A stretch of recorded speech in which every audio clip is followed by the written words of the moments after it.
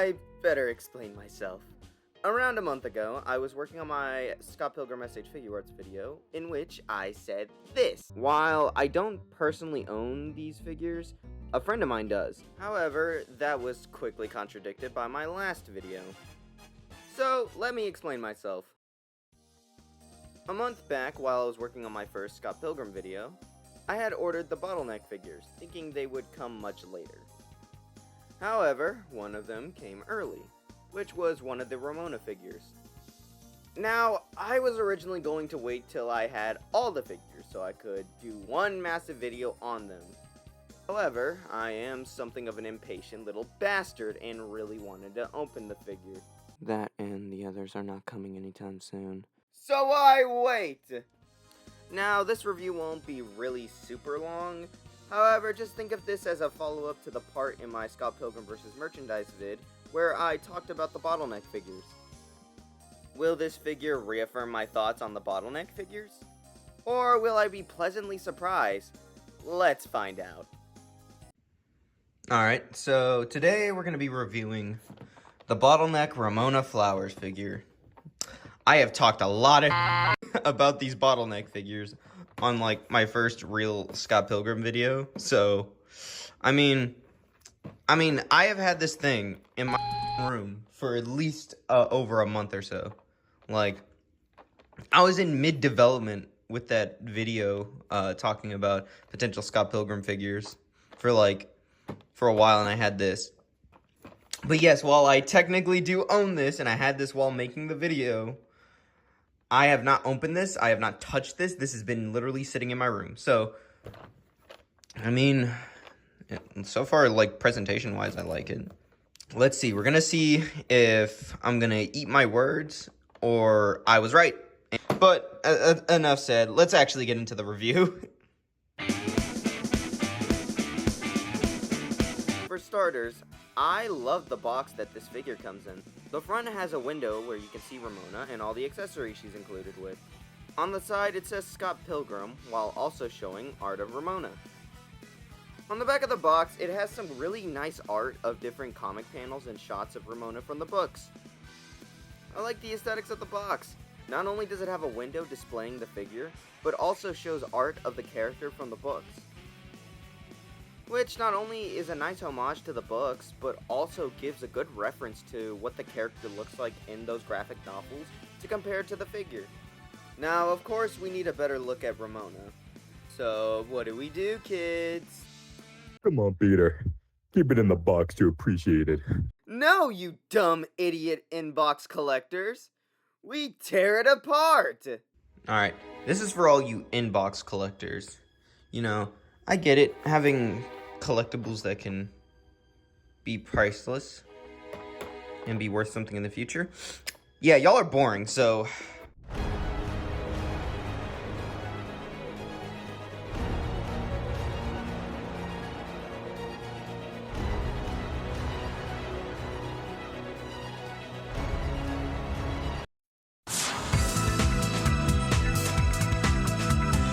Now, this is what the figure looks like out of the box. The sculpt is really well done, while having nice proportions and clean paint. I think from a visual point of view, this figure looks overall great, in terms of trying to look like her from the book. The figure also comes with a decent amount of accessories, which include several hands. Fists, relaxed hands, and open hands that are used to hold other accessories. One of these accessories that Ramona can hold is her subspace bag. Ramona's subspace bag is well painted and well sculpted, and is in this nice green and pink color palette. To put the bag on her is pretty simple. You just undo this little notch and wrap it around her body. And... boom! She has it! Which to me complements the look of Ramona very well. Ramona also includes this bat, which to me is a strange choice, considering from what I remember from the books, she never had a bat in this look. Feel free to correct me in the comment section down below. Ramona also includes the package that she delivers to Scott in the first volume, which has some nice detail on the front, including Scott's full name, which is a nice fun detail. Other than the bat being an odd inclusion, I think, overall, Ramona has a pretty decent amount of accessories. Although, I do wish she had a pen like she does in the scene from the first book, but I will admit that's just a nitpick and would have been something neat. Like icing on a cake. So far in this video, I've been very positive. However, if you've seen my other Scott Pilgrim videos, you will know that there is one aspect of this figure I have yet to discuss. A specific aspect I have been vocal in the past about.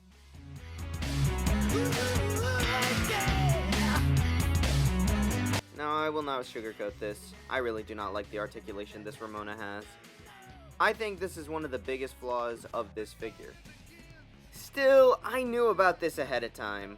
So, is it as bad as I thought it was? Well, no. But it's not much better. Okay, well, let's start with the positives. The joints, while not as advanced as some import companies or businesses like Hasbro, I still think, at least, it's engineered well. The articulation feels smooth while not being flimsy, and firm without being stiff. While I will nag soon about the limitations, I will say at least the upper half of the figure did impress me in one aspect, which is she has a waist swivel. I swear to God, I did not know this beforehand. She can move both her arms and hands a full 360. Elbows bend in 90 degrees. Her head movement might be my favorite part of this figure in terms of articulation. She can move her head a full 360 and side to side, while also being able to look up and down. Now, it's nothing too crazy like one of my Spider-Man figures, but at the same time, it did not need to be. So far, compared to what I was expecting, this was a lot better than I initially anticipated. However, that is where the positives of this figure ends.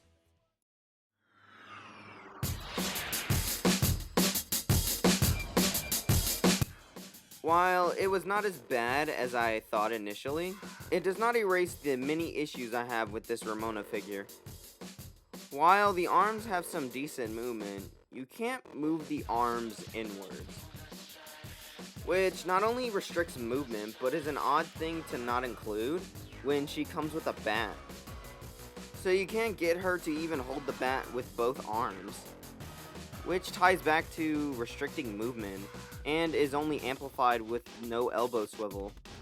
It doesn't just restrict movement, but it also makes the figure less dynamic. This adds to the frustration when trying to put her in a pose, which I would say is the most consistent problem when it comes to the articulation. Legs, legs, legs, legs. Yeah, I am going to bitch about this like I did before. The lack of leg articulation is a huge blow to the figure. It makes her stuck in basically one pose. Hey viewer, do you want your Ramona figure to be able to skate like the book and the anime? Well, too fucking bad. She's stuck in a vanilla pose that has no way of taking advantage of her rollerblades. Do you want her to be able to be in action poses or even fighting poses? Nope. Wrong. Hey, want her to be displayed like she is in this image? You wish, buddy. All of this to say that the lack of leg articulation limits so much of the potential of this figure. The reason I am harping on this point so much is that this figure had a lot of potential at being great. However, it's held back by the limited articulation that restricts the figure's ability to express. Now, only if another company were to make Scott Pilgrim figures, wouldn't that be just a silly thought, you know? Right? Anyways, with all that being said, how much does this figure cost? Well, like I said in my previous video, all of the Scott Pilgrim bottleneck figures are priced around $35, which is not taking into account shipping and how that can heavily affect the cost. For me, shipping came up to being $15, and easily bumps up the price from $35 to $50. Now, it should be obvious why this is an issue. It's made worse when you compare it to other figures on the market, Why buy this Ramona figure that has limited articulation when I can buy this Naruto figure that comes with more hands, interchangeable faceplates, and very, very, very expressive articulation? Or this Spider-Man figure, or this Luffy figure, or this Goku. Okay, you get the idea. For this price, I could not recommend this figure. By no means is this a cheaply made product, and I am glad that I own this as a Scott Pilgrim fan. I would just say overall, it's not worth buying for what it is. If it was a little cheaper, then I could see the appeal.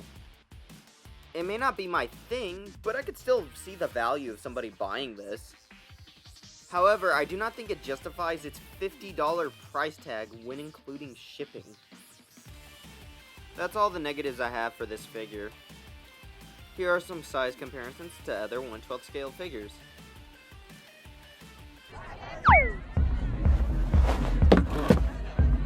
Hey. Hi.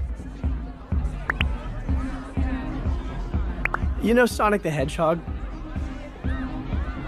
You probably know this, but in the early 90s, there were 2 different Sonic cartoons airing at the same time. One was dark and dramatic, the other was a hilarious comedy about chili dogs. And the same guy played Sonic in both shows. Isn't that wild? The same guy playing 2 different versions of the same guy? Well, maybe you didn't watch cartoons, or you're not into chili dogs. They're okay. I mostly watched older stuff when I was a kid. You know, Columbo reruns. Reruns, cool. Got it. Are you real? Did you just ask me if I was real? No, I was talking to someone else. Bye. Now, overall, my opinion on this figure is not much different from what I thought before I bought it. There's a lot to like and appreciate about this figure. Don't come out of this video thinking I hate this figure or that Bottleneck is a bad company that does not deserve to make Scott Pilgrim figures. I like the posters I got from them, and they have made many great products before. This is just the problems I have with this one figure. Overall, not bad, but I hope they improve with Knives and Kim. 6 out of 10. Thank you guys so much for making it to the end of the video. I know it's been a while, and I promise, no more long breaks like that. I will be making content more often, and most of y'all must be wondering, what's the next figure review?